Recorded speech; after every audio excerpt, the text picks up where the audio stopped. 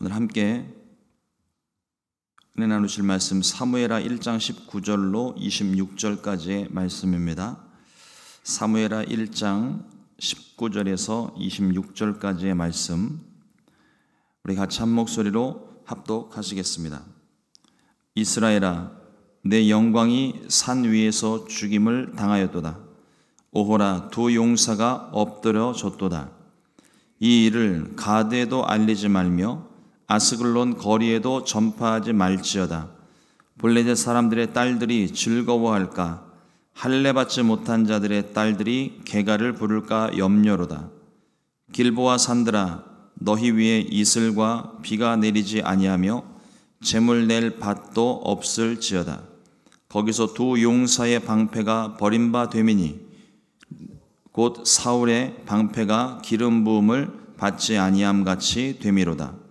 죽은 자의 피에서 용사의 기름에서 요나단의 활이 뒤로 물러가지 아니하였으며 사울의 칼이 헛되이 돌아오지 아니하였도다. 사울과 요나단이 생전에 사랑스럽고 아름다운 자이러니 죽을 때에도 서로 떠나지 아니하였도다. 그들은 독수리보다 빠르고 사자보다 강하였도다. 이스라엘 딸들아, 사울을 슬퍼하여 울지어다. 그가 붉은 옷으로 너희에게 화려하게 입혔고 금노리개를 너희 옷에 채웠도다. 오호라, 두 용사가 전쟁 중에 엎드러졌도다. 요나단이 내 산 위에서 죽임을 당하였도다. 내 형 요나단이여, 내가 그대를 애통함은 그대는 내게 심히 아름다움이라. 그대가 나를 사랑함이 기이하여 여인의 사랑보다 더하였도다. 아멘. 오늘 함께 봉독한 사무엘하 1장 19절로 26절의 말씀을 가지고 사랑과 슬픔으로 부르는 노래라는 제목으로 함께 말씀의 은혜를 나누겠습니다. 이따금씩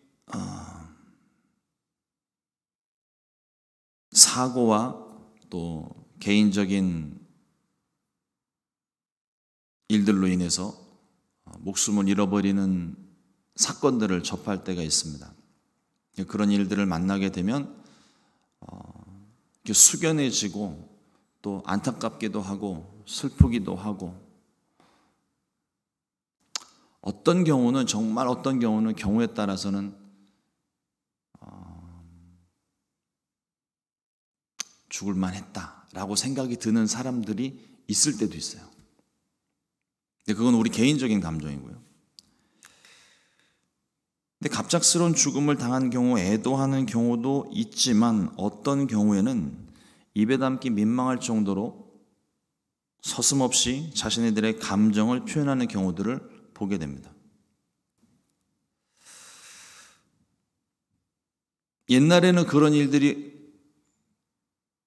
없었던 것 같아요. 이렇게 생각을 했었는데 가만히 생각을 해보면 옛날에도 그런 일들은 있었을 것 같습니다.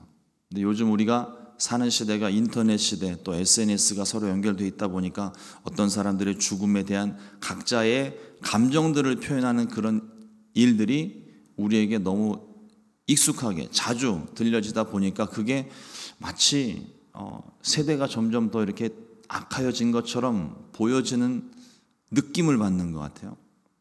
하지만 과거나 현재나 크게 달라질 거는 없는 것 같고, 다만 안타까운 건 그런 공개적인 자리에 그 죽음을 당하신 분들에 대한 불편한 감정을 표현하는 것을 보면서 참 어떻게 이런 생각들을 할까?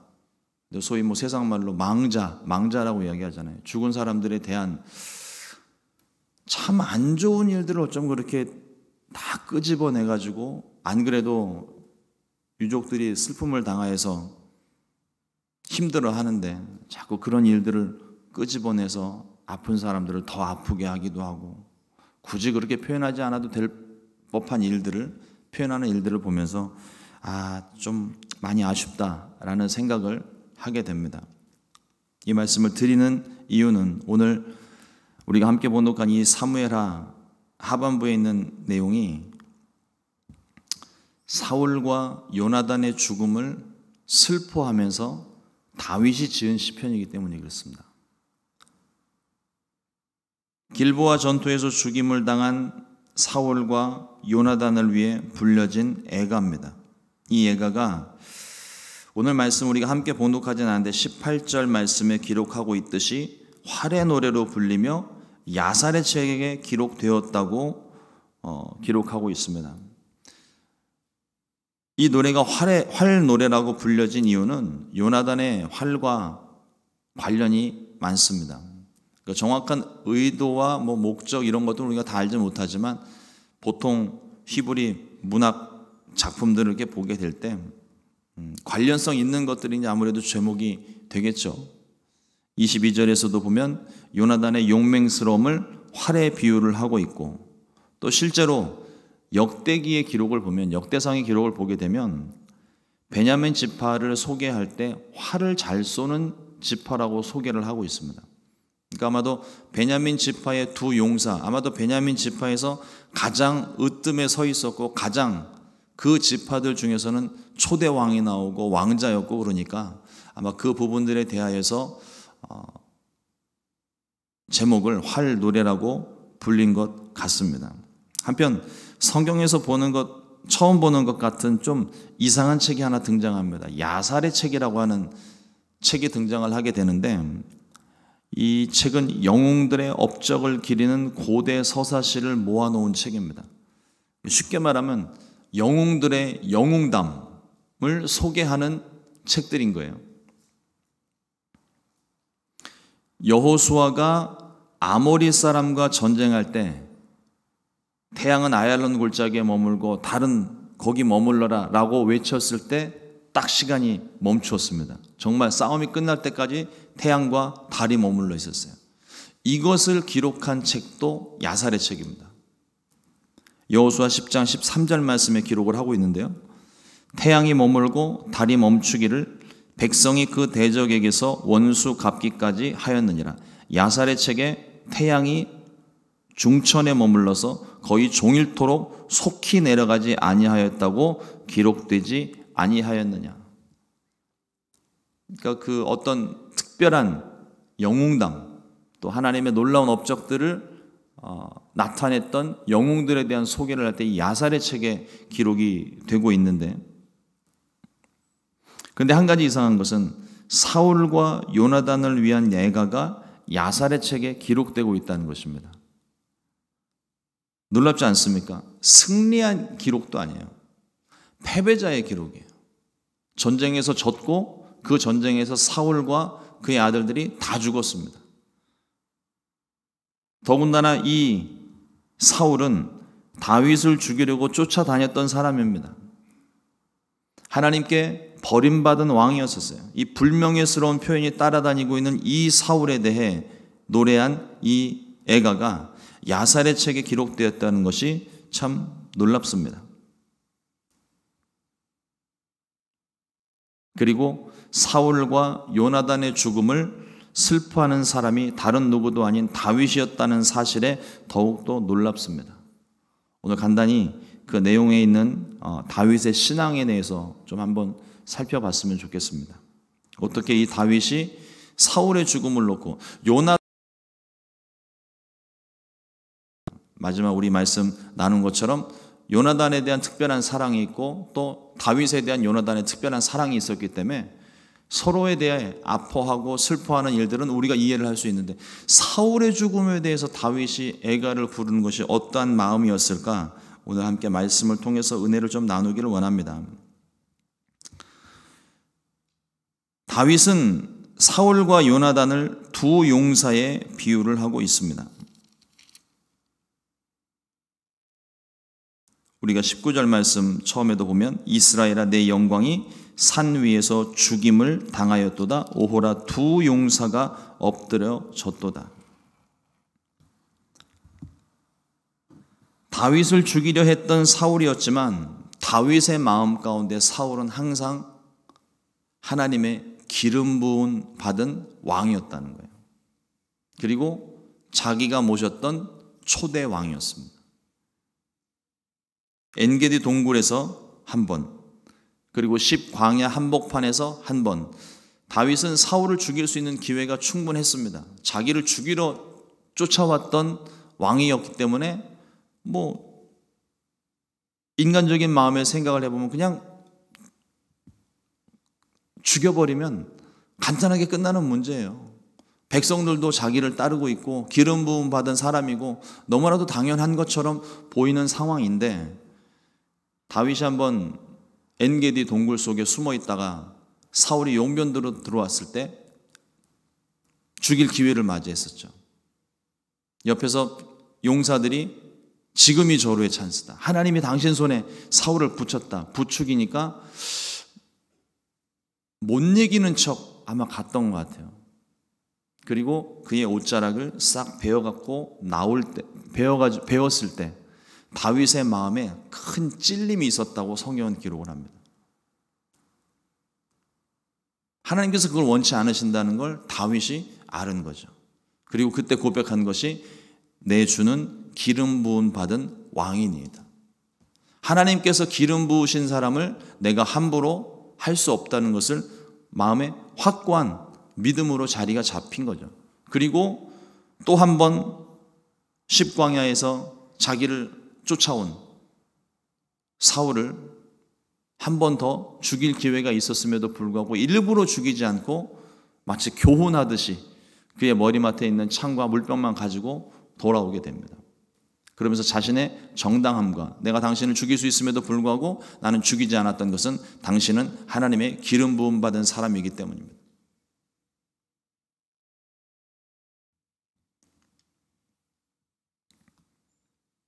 그리고 다윗 마음에는 사울은 또한 이스라엘의 왕이었습니다.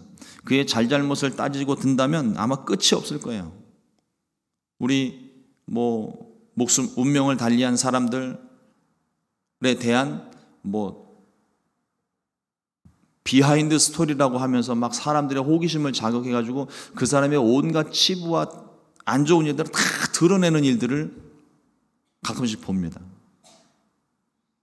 그걸 보면서 항상 제 마음 가운데 드는 생각이 뭐냐면, 저걸 물론 옳고 그름은 판단해야 되고 사실은 분명히 밝혀져야 되는데 굳이 밝히지 않아도 되는 부분들을 마치 그거를 드러내는 게 무슨 대단한 기자 정신인 것처럼, 대단한 의의를 표현하는 것처럼 막 이렇게 포장해가면서 상대방의 허물과 단점들을 막 들춰내는 그런 일들을 보게 되면 불편해요. 굳이 죽은 사람에 대해서 저렇게까지 해야 될까?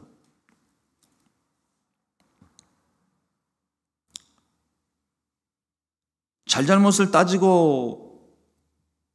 따지자면 아마 끝이 없겠죠. 그러나 다윗은 사울을 바라보면서 이스라엘의 초대 왕으로서 그의 업적을 생각을 합니다.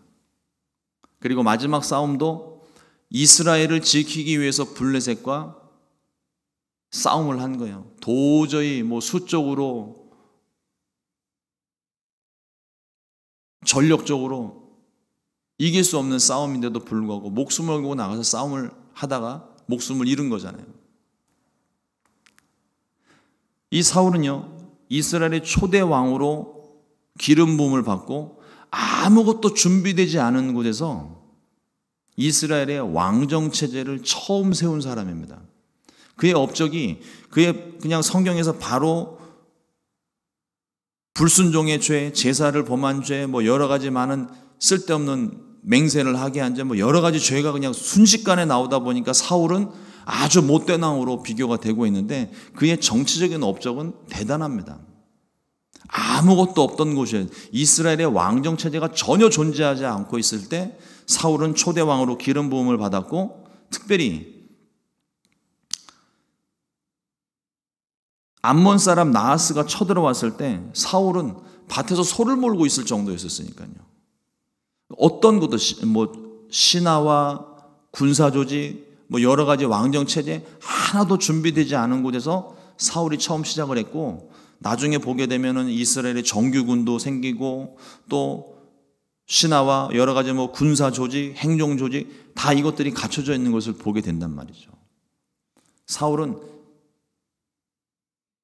이스라엘 왕정 체제에 있어서 초대 왕으로 자기 할 몫은 했던 사람이에요. 우리가 이 사람에 대해 안 좋게 생각을 하는 건 하나님의 버림받은 그 일 때문에 모든 게 그냥 다 무너진 것처럼 생각을 하지만 실제적으로 정치적으로나 행정적으로는 굉장히 인정을 받은 사람입니다. 업적이 있는 사람이에요. 그래서 다윗이 오늘 24절 말씀에서 이렇게 노래를 합니다. 이스라엘 딸들아 사울을 슬퍼하여 울지어다. 그가 붉은 옷으로 너희에게 화려하게 입혔고 금노리개를 너희 옷에 채웠도다. 사무엘이 이스라엘의 왕정 체제에 대해서 설명을 했던 그 부분들에 너희의 아들을 군사로 너희의 딸들을 신하로 불러 세우고 하는 어떤 그런 조직 정비에 대한 이야기들을 하고 있는데 사울이 그 일을 했다는 것입니다. 군대를 창설했고 왕궁을 세우고 왕정 체제를 정비하고 여러 가지 법제들을 세우고 초창기 해야 할 많은 일들을 사울이 세웠기 때문에 다윗이 이것을 칭송하며 애가를 부르고 있습니다. 요나단을 향한 애가는 두말하면 잔소리죠. 사무엘하 1장 26절 말씀에 내 형 요나단이여 내가 그대를 애통함은 그대는 내게 심히 아름다움이라 그대가 나를 사랑함이 기이하여 여인의 사랑보다 더 하였도다. 아주 특별한 관계라는 거죠. 이 특별한 관계를 아름다운 남자 간에도요 멋진 사랑을 할 수가 있습니다. 동성애가 아니에요.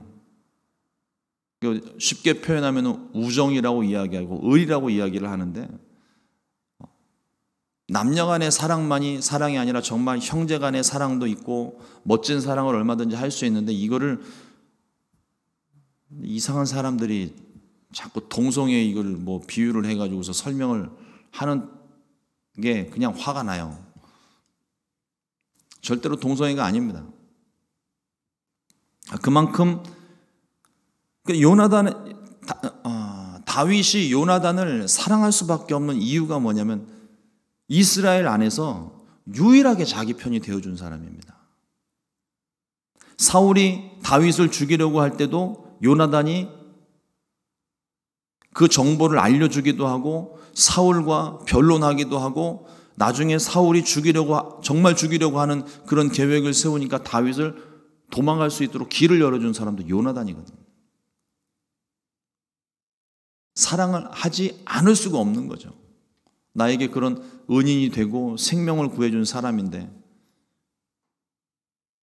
특별한 맹세를 하고 나중에도 우리가 이제 후에 살펴보겠지만 이 다윗은 요나단과의 약속, 언약을 맺은 것을 또 사울과 언약 맺은 것을 분명하게 지킵니다. 이 시편을 보면서 다윗의 놀라운 신앙을 엿볼 수 있게 됩니다. 원수 같은 사울이에요. 자신을 죽이려는 사울이었지만 죽음 앞에서는 그 죽음에 대하여 슬퍼할 수 있느냐. 물론 사울에 대해서 안 좋은 일 생각하고 또 초대왕과 이대왕 사이의 어떤 관계 또 다윗과 사울 사이에 특별히 기름 부음 받은 것에 대한 갈등 여러 가지를 생각을 해보면 다윗이 굳이 사울에 대해서 애가를 부르지 않아도 누가 뭐라고 할 사람 하나도 없습니다. 그냥 요나단에 대한 애가만 불러도 누가 뭐라고 할 사람 없어요. 그런데도 불구하고 다윗은 사울에 대한 애가를 함께 부르고 있습니다. 그의 죽음을 슬퍼하고 그의 좋지 않았던 부분보다는 그가 했던 업적들을 칭송하며 그 업적들을 좀 칭찬하고 위로하고 또 세상 가운데 알리는 그와 같은 일을 하고 있다는 것이죠. 예수님께서 원수를 사랑하라 말씀하시면서 이런 말씀을 하셨습니다. 누가복음 6장 32절로 33절 말씀에 너희가 만일 너희를 사랑하는 자만을 사랑하면 칭찬받을 것이 무엇이냐? 죄인들도 사랑하는 자는 사랑하느니라. 너희가 만일 선대하는 자만을 선대하면 칭찬받을 것이 무엇이냐? 죄인들도 이렇게 하느니라.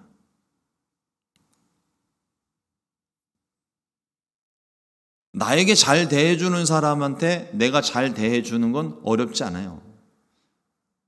나를 챙겨주고 위로해주고 격려해주는 사람, 내가 사랑하고 나도 그 사람을 도와줄 수 있는 그 관계는 누구나 할 수 있는 관계입니다. 근데 주님께서 우리에게 말씀하시는 것은 내 원수를 사랑하라 말씀하십니다. 내 이웃을 내 몸처럼 사랑하라 말씀하십니다. 나와 관계없는 사람이라 할지라도 내 몸처럼 사랑하고 아끼고 구제하고 베풀라고 말씀을 하고 계세요. 쉽지 않은 일입니다. 분명 쉽지 않은 일이에요. 저도 선뜻 행하기가 쉽지가 않아요. 일단 감정적인 부분부터 좀 정리를 좀 하고, 미움이 있고 원망이 있는 그런 마음이 있을 때는 그 마음부터 우선 내가 다스려야 사랑할 수가 있을 거 아니에요. 내가 당신을 사랑합니다, 내가 당신을 존경합니다 라고 이야기를 하고 있는데 이 입꼬리에 힘이 빡 들어가 있다면 그 진심으로 느껴지겠습니까? 아, 이 사람의 나에 대해서 안 좋은 감정을 갖고 있구나. 사람 얼굴 보고 표정을 이렇게 살펴보면은요, 이 사람이 진심인지 아닌지 분명히 알 수 있어요. 다 압니다. 그러니까 거짓말하는 사람이 상대방 눈을 못 마주치는 이유가 바로 그거예요. 속이고 있거든요. 입꼬리는 거짓말을 못합니다. 눈동자는 거짓말을 못해요. 근데 내가 저 사람에 대한 미운 마음과 원망하는 마음, 분노하는 감정이 막 일어나고 있는데 그 상태에서 내가 당신을 사랑합니다, 난 주의 이름으로 당신을 사랑합니다 말할 수 있을까요? 그거 다 거짓말이죠. 쉽지는 않은 일입니다. 그러나 예수님의 말씀을 생각해 보면 우리가 한 가지 생각할 게 있습니다. 죄인들도 사랑하는 자는 사랑하느니라. 죄인들도 이렇게 그러니까 선하게 나에게 대해주는 사람을 사랑하는 건 죄인들도 그렇게 한다는 겁니다. 말을 바꿔서 이야기하면 우리 용서받은 자잖아요. 죄 용서받고 우리를 의인이라 부르시는 하나님 아니십니까? 그럼 우리는 해야 된다는 얘기잖아요. 우리가 신앙을 지킬 때 힘든 점 하나가 뭐냐면 내가 손해를 보더라도 나를 괴롭히고 악의적으로 대하는 사람들을 사랑해야 될 때입니다. 기본적으로 내가 나에게 악의적으로 대하고 나를 미워하고 나에게 자꾸 해코지하는 그 사람을 품에 안고 사랑하는 일을 하려고 하면은요, 제일 먼저 드는 생각이 뭐냐면 내가 이건 손해보는 일인데 라는 마음이에요. 저 사람은 나에 대해서 좋게 대하지를 않는데 나는 왜 저 사람한테 좋게 대해줘야 되지? 자꾸 내가 손해보는 것 같고 나만 억울해지는 것 같고 그래서 못하는 거예요. 바로 그때 우리 주님을 생각하셔야 됩니다. 그리고 나를 보셔야 되는 거예요. 나는 용서받을 자격도 조건도 없는 사람이었는데 주님이 나를 대신해서 십자가에 달리신 사실, 그 십자가의 사랑을 생각해 보면 주님이라고 억울하지 않으셨겠습니까? 주님이라고 손해본다고 생각하지 않으셨을까요? 네, 주님은 손해본다고 생각을 안 하신 것 같습니다. 억울하다는 생각 안 하신 것 같아요. 그만큼 우리를 사랑하셨다는 겁니다. 우리가 원수를 사랑할 때 그와 같은 마음으로 사랑할 수 있어야 된다는 거죠. 참 이렇게 나를 불편하게 하고 괴롭히는 그 사람 사랑하는 일이 쉽지 않은 것 우린 너무 잘 알죠. 특별히 또 힘든 이민생활 하시면서 얼마나 많은 관계의 어려움과 아픔들, 상처들을 가지고 계십니까? 하지만 주님이 우리에게 원하는 사람이라 할지라도 안아야 된다고 말씀을 하시는 거예요. 참 놀라운 거는요, 그런 사람들에 대한 감정을 좀 아직 내 마음에 상처는 있는데 마음이 정리를 좀 하고 미워하는 마음과 원망하는 마음을 좀 누그러뜨려 놓고 말씀에 순종하여 주님 내가 사랑하겠습니다 그러고 끌어안을 때 놀랍게 그 마음에 받았던 상처가 치료가 돼요. 참 신기한 일입니다. 이 사람을 내가 끌어안으면 더 아플 건 내가 뻔히 아는데 그 사람을 끌어안았을 때 내 마음의 상처가 치료가 돼요.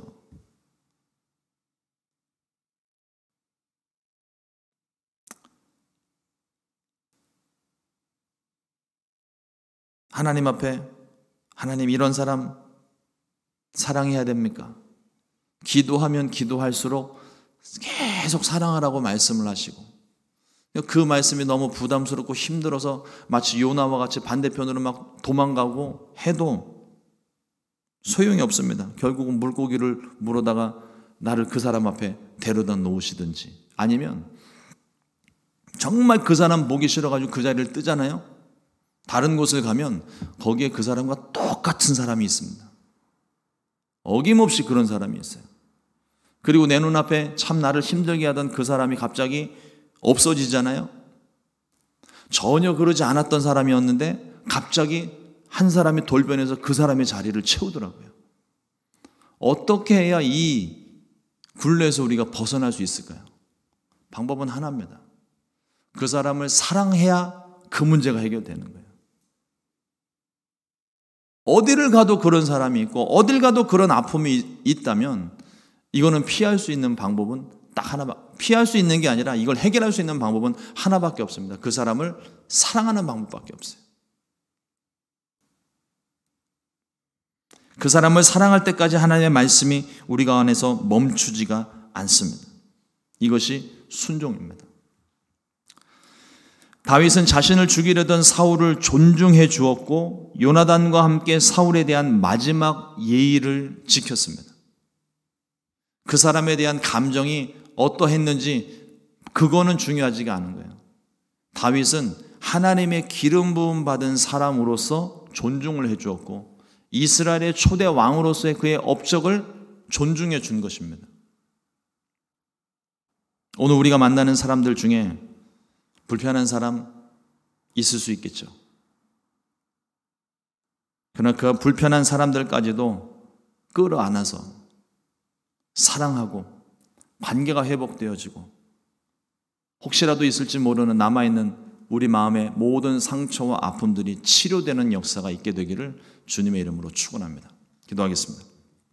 하나님, 우리 가운데 사랑하라 말씀하셨습니다. 다윗은 평생토록 자기를 죽이려고 쫓아다녔던 사울을 용서하고 그의 슬픔을 안타까워하며 마지막 예의를 갖추는 모습을 오늘 우리에게 가르쳐 주었습니다. 하나님, 우리 마음 가운데에도 또 주의 말씀을 우리 가운데 더해 주사 원수를 사랑하라 하신 그 말씀 우리 마음 가운데 새깁니다. 우리에게 선하게 잘 대해주는 사람만 사랑하는 것이 아니라 나를 불편하게 하고 나를 힘들게 할지라도 하나님, 주님의 마음을 우리 가운데 더해 주셔서 그 사람을 사랑할 수 있게 해주시고 그 사람을 끌어안을 수 있게 하시고 그래서 내 마음의 상처도 치료되고 모든 관계가 회복되는 놀라운 은혜가 오늘 있기를 원합니다. 주님, 우리 가운데 역사해 주시고 성령으로 충만하게 하셔서 특별히 그 십자가의 그 놀라운 사랑을 내 마음 가운데 다시 한번 새겨주셔서 그 사랑으로 하나님 우리의 모든 이웃들을 사랑하고 섬길 수 있도록 우리 가운데 은혜를 베풀어 주시옵소서.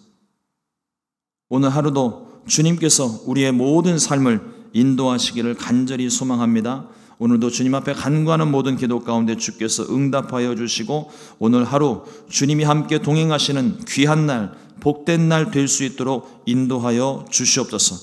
귀하신 예수님의 이름으로 축복하고 기도드렸습니다. 아멘. 주님과